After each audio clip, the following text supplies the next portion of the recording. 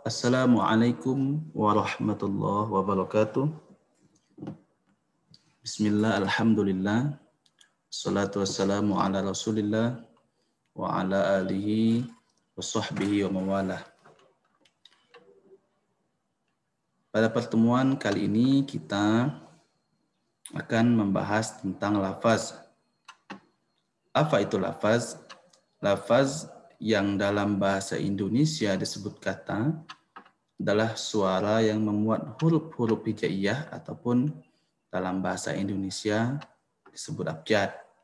Jadi suara yang memuat huruf-huruf hijaiyah atau yang memuat huruf-huruf abjad itu disebut dengan lafaz atau kata.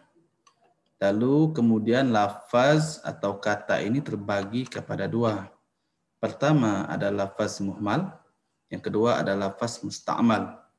Lafaz muhmal adalah kata yang tidak memiliki arti seperti huruf-huruf hijaiyah atau huruf abjad. Huruf hijaiyah contohnya seperti alif, kemudian huruf ta, huruf sin, huruf kha, huruf dal, dan lain sebagainya.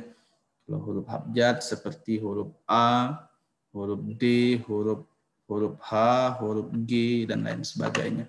Nah, berbeda dengan muhmal, lafaz musta'mal adalah lafaz yang memiliki arti seperti kata meja, kemudian kata kursi, dan lain sebagainya. Lebih jauh kita membahas tentang lafaz musta'mal. Tadi lafaz terbagi dua. Ada lafaz muhmal, ada lafaz musta'mal. Kali ini kita akan membahas lebih jauh tentang lafaz musta'mal. Lafaz musta'mal kemudian terbagi pula menjadi dua. Pertama lafaz mufrad, yang kedua lafaz murakkab. Lafaz mufrad atau secara sederhana disebut dengan kata tunggal. Kemudian lafaz murakkab secara sederhana disebut kata majmu'. Nah, contoh lafaz mufrad ini bagaimana? Contoh lafaz atau kata tunggal ini bagaimana? Contohnya seperti meja, nah, kursi, pohon, kertas, bunga, kemudian berdiri, duduk, tidur, bangun, dan lain-lain. Itu disebut dengan kata tunggal karena dia berdiri sendiri, tidak berhubung dengan kata lain. Sedangkan kata murakkab atau kata majmu' ini contohnya seperti Ali sedang berdiri, Hendra sedang belajar, Fakih sedang berlari, Abdullah pergi ke pasar. Nah, ini kan katanya tidak berdiri sendiri, dia berhubung dengan kata yang lain. Nah, disebut dengan kata murakkab atau dalam bahasa Indonesia tersusun atau kata majmu'. Kemudian lafaz mufrad terbagi pula kepada dua. Ada lafaz kulli, yaitu kata tunggal universal, artinya kata yang umum atau lafaz umum. Yang kedua adalah lafaz juz'i, kata tunggal bagian atau komponen. Dia artinya lafaznya adalah lafaz komponen atau lafaz bagian. Nah, contoh lafaz juz'i ini seperti Muhammad, kemudian atap, kemudian lantai. Kenapa Muhammad, atap, lantai ini disebut kata juz'i, kata tunggal bagian atau komponen?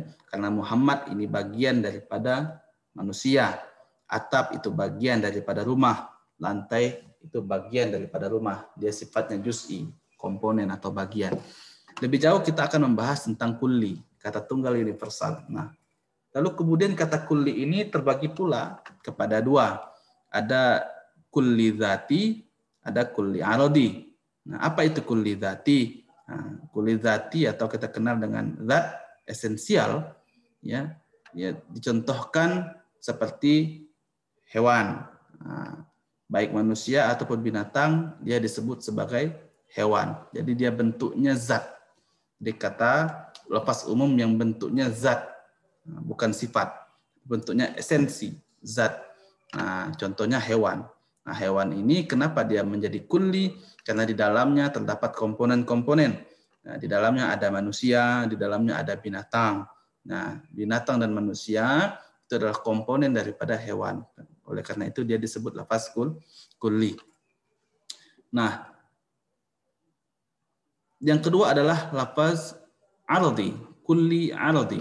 Jadi kulli lafaz umum, arodi. Arodi ini sifat atau aksidental. Nah, jadi dia sifat. Nah, kalau tadi zat dan yang kedua sifat. Contohnya bagaimana contohnya? Contohnya penulis misalnya. Nah, kalau kita sebut kata penulis, maka termasuklah di dalamnya. Ya, kalau contoh yang saya berikan seperti Gus Dur, ya, Gus Mus, Quraisy Shihab dan lain sebagainya. Jadi orang-orang yang masuk kategori penulis, nah itu ya disebut.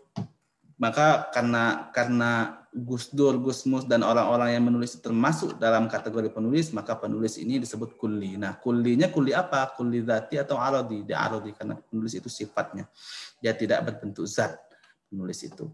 Ya. Nah, kembali kepada zati, zati ini kemudian kulli zati ini kemudian terbagi pula kepada dua. Ada jenis, ada fasal. Nah, jadi ada kulli zati jins, kemudian ada kulli zati fasal. Nah, apa contohnya kulli zati jenis? Nah, contohnya ya hewan. Ya. Hewan, kemudian ada bukan hewan seperti tumbuh-tumbuhan. Nah, itu adalah jenis. Jadi hewan ini adalah jenis. Kenapa? Karena dia menjadi jenis ya daripada sesuatu. Nah, kemudian ada apa? Fasal. Nah, fasal ini apa? Nanti lebih jauh jenis fasal ini akan dibahas nanti. Yang jelas contoh daripada fasal ini seperti berpikir, meringki. Ya, fasal ini kalau sederhana kita sebut dengan diferensia atau perbedaan. Jadi yang membedakan antara satu dengan yang lain, nah itu ada di sini. Ya. Contohnya manusia, bedanya manusia dengan kuda apa? Nah, kalau manusia berpikir, kalau kuda dia tidak berpikir. Nah, kemudian meringki. Nah, meringki ini khusus atau pasal untuk kuda. Inilah yang menjadikan kuda berbeda dari yang lain. Bedanya kuda dengan kambing apa? Nah, kalau kuda meringki, kalau kambing dia mengembek, ya, berkokok misalnya. Bedanya ayam dengan kuda apa? Kalau kuda meringki, kalau ayam berkokok. Nah, jadi seperti itu. Di pasal ini adalah diferensia, dia pembeda. Nah, kalau ini tadi jenis, jadi hewannya adalah jenis. Nah, kemudian kulli arodi itu terbagi juga kepada dua. Ada yang sifatnya umum, ada yang sifatnya khusus. Ya, contoh umum apa? Bernafas, berjalan, berlari. Jadi ini umum sifatnya. Ya, kenapa? Karena bernafas juga ada pada hewan. Nah, jadi seperti tidak hanya pada manusia, dia terdapat pada banyak hal bernafas. Bernafas itu ada pada hewan, pada binatang, tidak hanya pada manusia. Berjalan pun seperti itu, tidak hanya pada manusia, juga ada pada binatang. Kemudian berlari juga seperti itu, tidak hanya pada manusia, dia juga ada pada binatang. Tapi ada sifat-sifat yang khusus, dia kepada manusia. Contoh tertawa, tertawa ini hanya manusia, menangis, malu, ini tidak ada pada binatang. Terus ada binatang yang tertawa? Tidak. Ya, menurut penelitian binatang itu sebenarnya tidak tertawa. Ya, yang tertawa itu manusia. Ya. Jadi tertawa ini hanya khusus untuk manusia, menangis hanya khusus untuk manusia, malu hanya khusus untuk manusia, bukan binatang. Jadi secara umum kulli terbagi kepada dua, zati arodi, kemudian arodi terbagi kepada dua, ada umum ada khusus, kemudian zati ada terbagi kepada dua juga, ada jenis ada fasal. Baik, kita lanjutkan. Kalau tadi kita berbicara tentang lafaz mufrad, kali ini kita berbicara tentang lafaz murakkab. Nah, sama halnya dengan lafaz murakkab juga terbagi kepada dua. Pertama ada tam, jadi murakkab tam, lafaz murakkab tam. Ya, apa itu tam? Memberi pengertian makna secara sempurna. Jadi kata lafaz murakkab tam dia tersusun dan sempurna. Kemudian ada murakkab nakis, belum memberikan pengertian secara sempurna. Ya, tersusun tapi belum memberikan pengertian secara sempurna. Contohnya apa? Nah, sebelum kita masuk kepada tam, kita lihat dulu yang nakis. Nah, contoh murakkab nakis itu bagaimana? Contoh rumah baru, pemilik mobil, kunci motor. Nah, rumah baru ini kan dia tam, dia murakkab. Nah, dia tersusun, tapi dia tidak tam, dia nakis. Kenapa nakis? Karena perlu tambahan baru bisa dipahami. Rumah baru siapa? Kan begitu. Kalau kita tambah dengan kata misalnya rumah baru Ali, nah, berarti rumah baru itu milik Ali, baru bisa dipahami. Kalau cuma rumah baru, maka dia nakis. Pemilik mobil misalnya, ya pemilik mobil itu siapa? Kan perlu tambahan sehingga dia menjadi sempurna. Kunci motor, ya kunci motor apa? Bisa jadi kunci motor Beat, kunci motor Mio dan sebagainya. Dia harus ada tambahan baru dia bisa menjadi sempurna. Nah, kita kembali kepada tam. Jadi tadi itu ada dua, murakkab nakis, murakkab tam. Kalau nakis kita sudah paham, saya rasa, ya dia harus ada tambahan sehingga dia menjadi sempurna. Nah, kemudian tam ini memberi pengertian makna secara sempurna. Nah, tam ini kemudian terbagi pula kepada dua. Ada khobar atau proposisi. Ya, kalau tam khobar itu memiliki potensi benar dan salah. Yang kedua adalah tolab insya atau keinginan. Nah, kalau tolab atau insya ini dia tidak memiliki potensi benar dan salah. Contohnya tam khobar apa? Ya, khobar tam apa? Contohnya, ya contohnya seperti Donald Trump akan datang ke Indonesia. Ada seseorang menyatakan bahwa Donald Trump akan datang ke Indonesia. Nah, atau ada yang menyatakan Jokowi akan datang ke Jambi. Nah, itu kan sebuah kalimat yang mempunyai atau memiliki potensi benar dan salah. Bisa jadi benar, bisa jadi salah. Dan dia kalimatnya sempurna, dia sangat bisa dipahami. Dan dia lafaznya tersusun. Nah, tapi dia sifatnya khobar. Nah, karena apa? Karena masih memiliki potensi benar dan salah. Ali telah membeli rumah. Ya bisa jadi benar, bisa jadi salah. Pernyataan seperti itu. Umar adalah seorang pelukis. Nah, itu kan contoh proposisi atau khobar. Dia memiliki potensi benar dan salah. Berbeda nanti dengan tolab atau insya, ya keinginan. Ya, dia tidak memiliki potensi benar dan salah. Nah, dia terbagi tiga. Nanti ada sifatnya perintah, ada sifatnya permohonan, ada sifatnya ajakan. Contohnya perintah apa? Pergilah ke pasar. Jadi kalau ada orang memerintahkan kalian, pergilah ke pasar. Itu kan jelas. Ya, dia kalimatnya sempurna, dia dipahami, tapi dia tidak memiliki potensi benar atau salah. Jelas-jelas dia menyuruh pergi ke pasar kan begitu. Bersihkan kamarmu, jelas-jelas dia menyuruh bersihkan kamarmu. Tidak mungkin dia bilang bersihkan kamarmu, tapi ternyata maksudnya tidak. Tutuplah pintu kelas. Nah, itu contoh perintah. Permohonan misalnya dalam doa biasanya kita dapatkan bentuknya permohonan. Contohnya, ya Allah ampunilah dosaku, mohon berikan aku kesempatan, tolong bantu aku. Ini kan tidak memiliki potensi benar dan salah, jelas sekali itu. Kemudian ajakan, misalnya ayo pergi ke masjid, jangan dekati zina, mari pulang bersamaku. Ini bentuk-bentuk ajakan. Dan tiga ini adalah model lafaz murakkab tam insya atau tam tolak. Jadi dia sempurna, dia tersusun, dan dia tidak memiliki potensi benar dan salah. Nah, jadi seperti itu. Jadi itulah penjelasan tentang lafaz murakkab.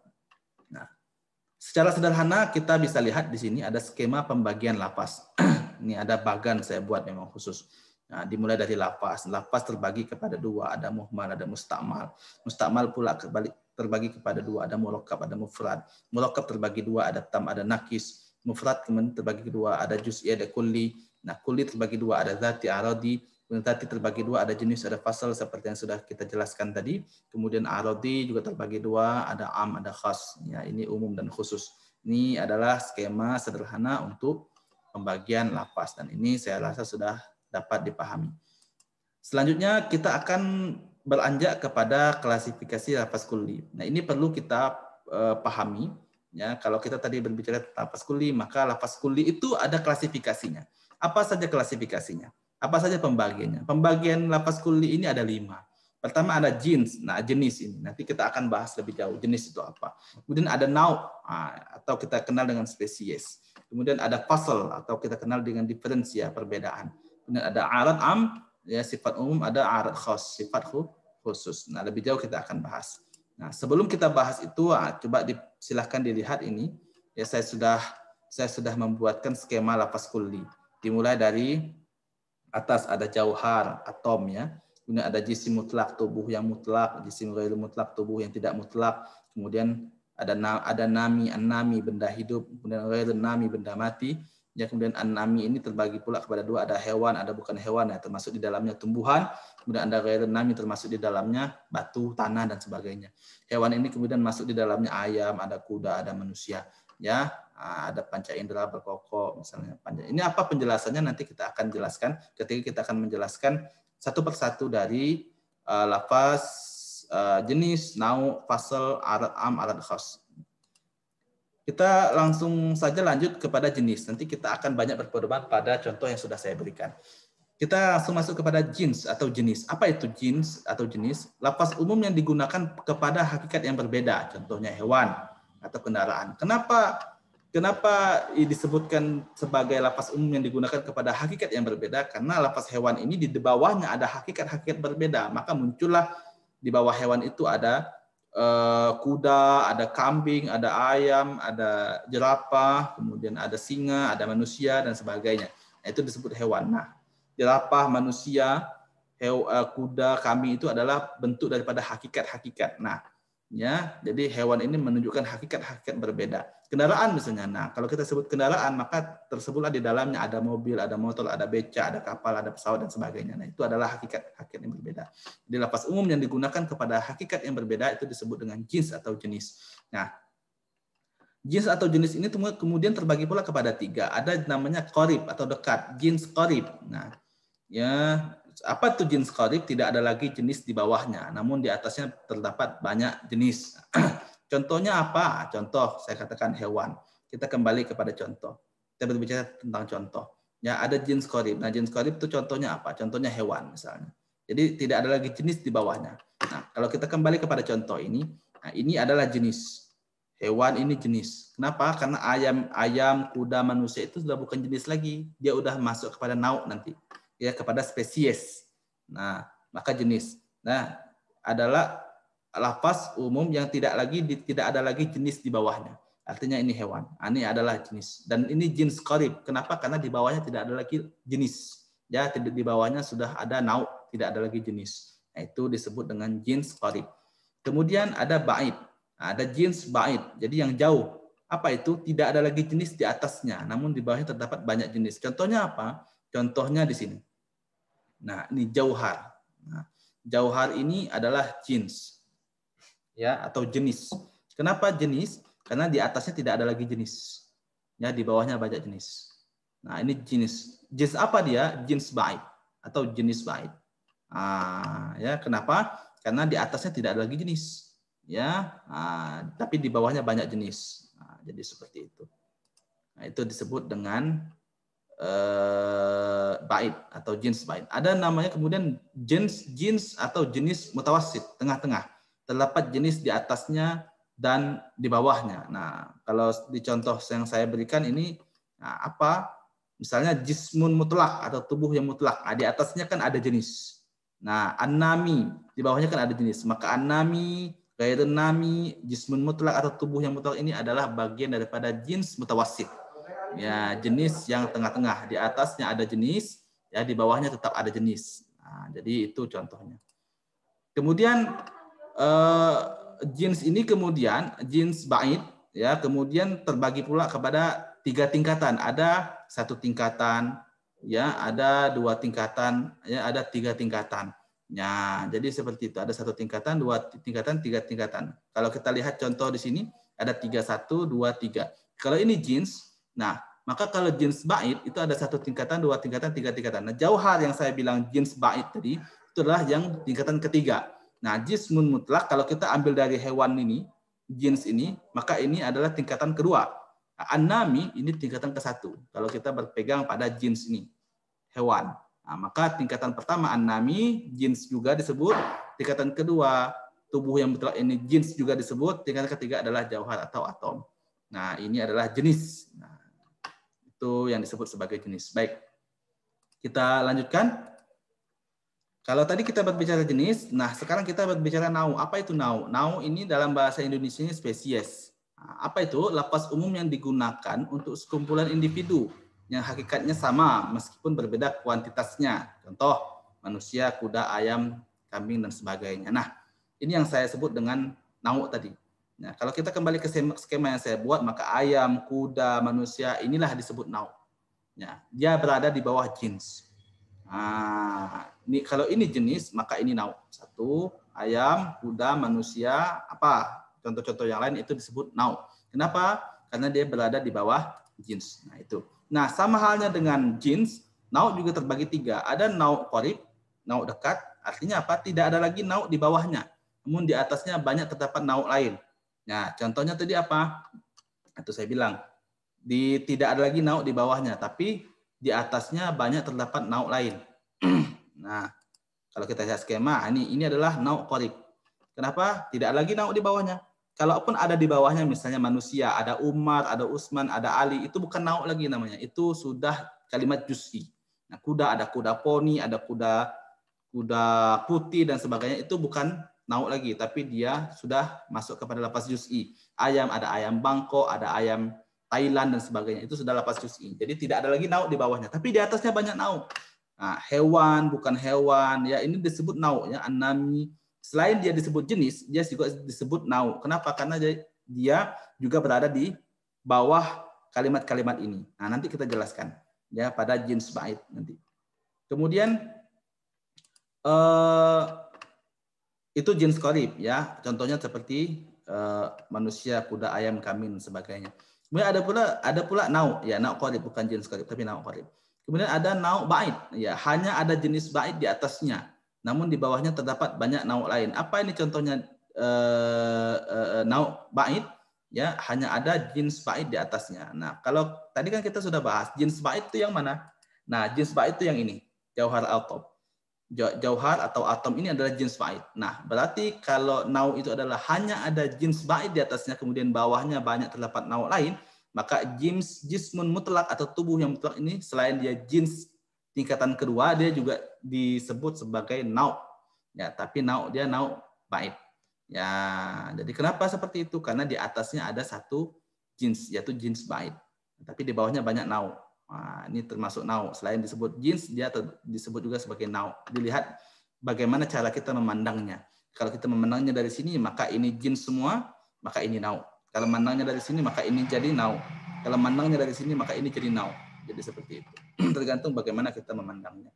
Lalu kemudian ada mutawassit, tengah-tengah, terdapat nauk lain di atasnya dan di bawahnya. Ini sama hal seperti jins tadi, ya, dia punya potensi lain. Contohnya ini jismun mutlak, di atasnya ada bait, kemudian anami, di bawahnya ada nauk, di atasnya ada jism bait, di bawahnya ada nauk, ya, ada nauk lain. Nah, ini disebut sebagai anami, ya, itu disebut sebagai jins mutawassit. Jadi di tengah-tengah, dia terdapat nauk lain di atas dan di bawahnya.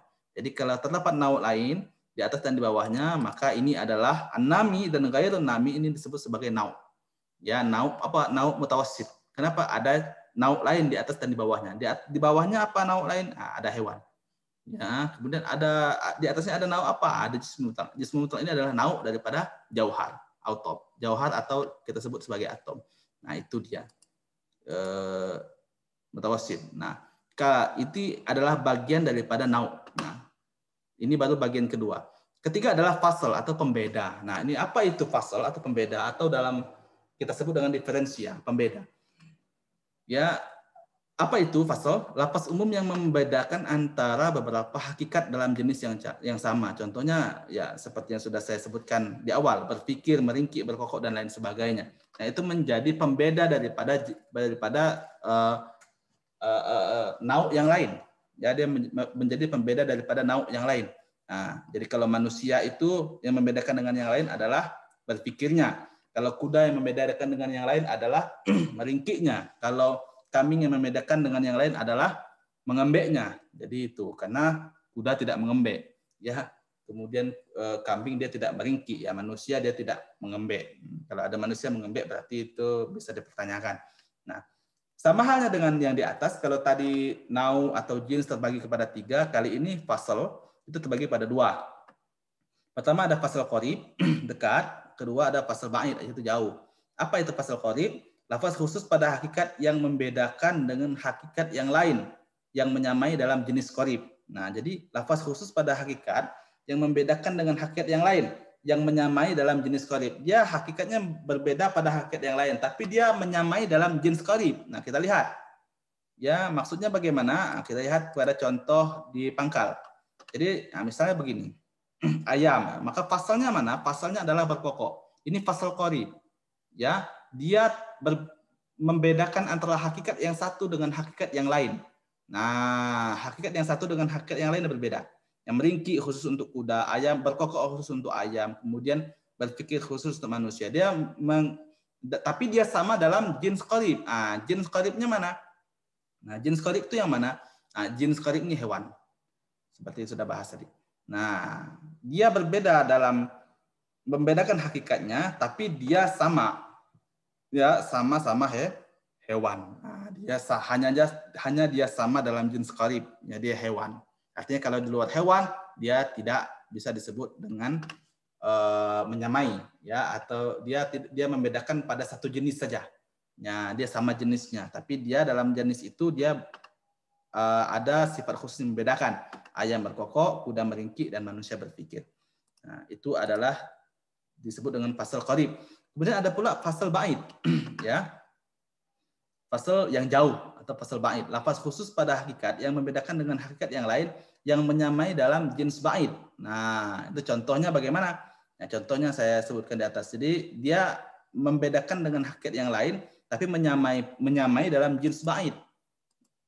Contohnya di sini nih. Kalau ini jenis qarib, kalau ini dia jenis qarib, ya, maka ini dia jenis ba'id. Nah, maka yang saya beri contoh di sini adalah panca indera. Nah, panca indera ini adalah fasal ba'id. Kenapa? Karena panca indera ini, ya, misalnya ayam punya panca indera. Setiap benda hidup, misalnya setiap benda hidup dia menamanya dalam jenis ba'id, ya. Nah, jenis ba'id itu yang mana, ya? Jauhar, jisim mutlak, an-nami ini jenis ba'id.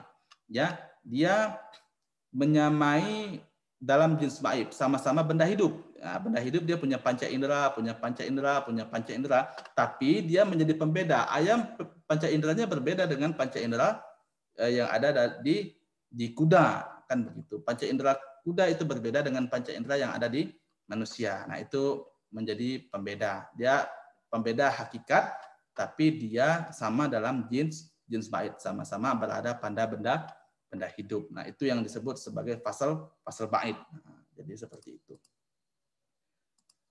Terakhir adalah arat am dan arat khas. Jadi ini kita tadi berbicara tentang zati. Nah, itu jadi klasifikasi yang saya sebutkan dimulai dari jins, kemudian dilanjutkan dengan nau, kemudian dilanjutkan dengan fasal, itu kita sebut dalam kategori zati, ya, esensi. Nah, kali ini kita berbicara tentang sifat. Nah, jadi ada arat am, sifat umum, dan arat khas, sifat khusus. Apa itu arat am? Perkara kulli. Jadi perkara kulli di luar hakikat yang mengarah pada hakikat itu sendiri dan pada hakikat yang lain. Dia mengarah pada hakikat itu sendiri dan juga mengarah kepada hakikat yang lain. Contohnya bernapas, ya. Nah, bernapas itu kan dia sifat, ya, mengarah dia kepada hakikat itu, dan dia misalnya manusia. Nah, manusia ini kan bernapas, tapi bernapas tidak hanya untuk manusia, itu saya bilang. Jadi sifatnya umum. Jadi sifat umum manusia adalah bernapas. Nah, tapi bernapas tidak hanya manusia. Nah, binatang juga bernapas. Nah, itu dia disebut dengan mengarah pada hakikat itu sendiri dan juga pada hakikat yang lain.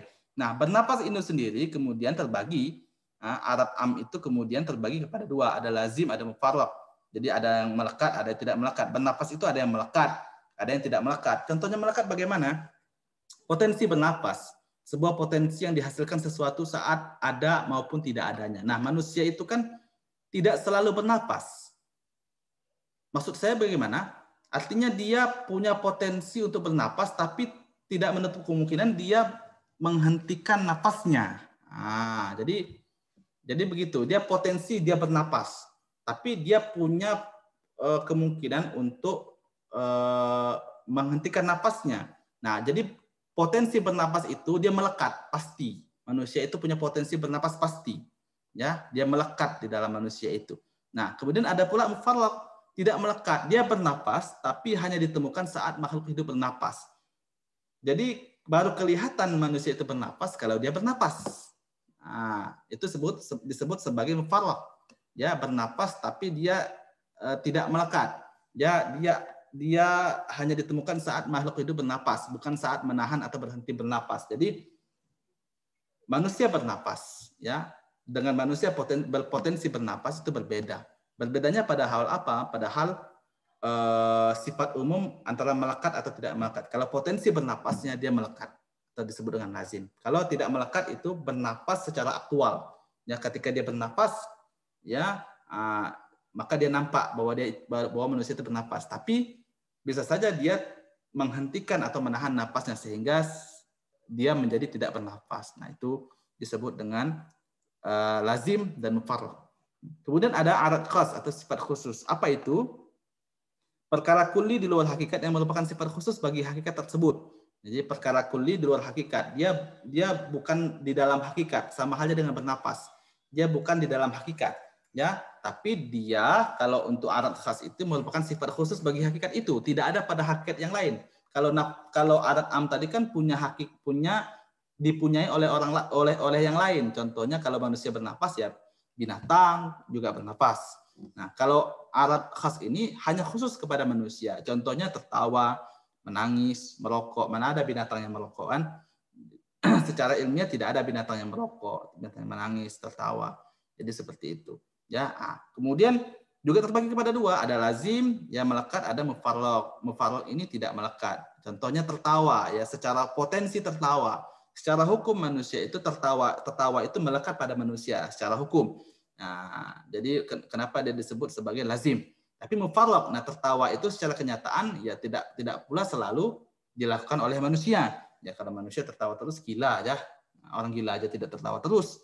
Nah, jadi tertawa secara kenyataan akan terlihat ketika manusia tertawa, tapi tidak seterusnya. Itu disebut sebagai mufarraq atau tidak melekat. Jadi ada potensi tertawa secara hukum dia manusia tertawa, tapi ada tertawa secara kenyataan. Ketika dia tertawa, dia nampak bahwa manusia itu tertawa, tapi dia bisa juga tidak tertawa, kan begitu, karena dia tidak melekat. Itu adalah alat am atau sifat umum dan alat khas sifat khusus, penjelasan yang sudah saya jelaskan tadi. Saya rasa sangat mudah dipahami apa yang dijelaskan. Ya, cukup sampai di sini apa yang saya sampaikan. Mudah-mudahan menambah ilmu pengetahuan dan wawasan kita. Kalau ada salah khilaf dalam perkataan, saya mohon maaf yang sebesar-besarnya. Saya akhiri sekian, terima kasih. Saya akhiri. Assalamualaikum warahmatullahi wabarakatuh.